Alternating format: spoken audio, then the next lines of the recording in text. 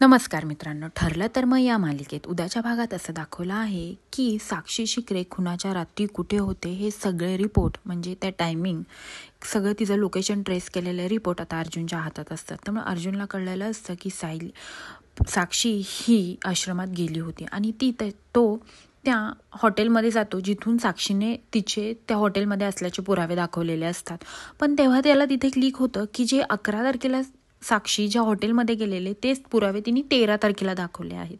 त्यामुळे हा खूप मोठा मुद्दा आणि खूप मोठा एक म्हणतात ना, एक खूप मोठा त्याच्या डोक्यात आलेला असते की साक्षीनी कोर्टात जो काही पुरावा दाखवला आहे तो 11 तारखेचा दाखवला आहे 13 तारखेचा सांगून. त्यामुळे आता एवढा मोठा जो काही फॉल्ट आहे तो चांगलाच आता अर्जुनच्या लक्षात आलेला असतो. तेवढ्यातच तिथे आता सायली येते आणि सायली म्हणते की आपण इथे आलेलो आहे ते आता महिपतला कळणार आहे. तेव्हा अर्जुन म्हणतो कसं काय?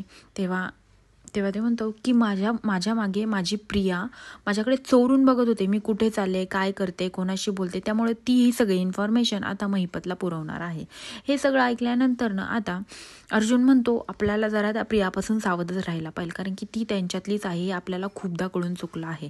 आणि आता एवढा मोठा पुरावा आपल्या हातात लागला आहे, हे जर कळलं महिपतला तर महिपत अजून काहीतरी करेल आणि आपल्याला हे जे प्रूफ नाही करता येणार की हे जे काही पुरावे दाखवले आहेत ते खोटे आहेत.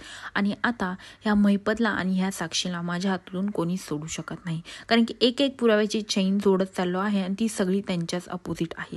त्यामुळं आता येणाऱ्या काही दिवसात ठरलं तर मग या मालिकेत खरंच महिपत आणि साक्षीला आणि तसंच त्या प्रियाला पण शिक्षा होईल का हे पाहण्यासाठी विसरू नका ठरलं तर मग, आणि माझ्या चॅनलला सबस्क्राईब करा. धन्यवाद.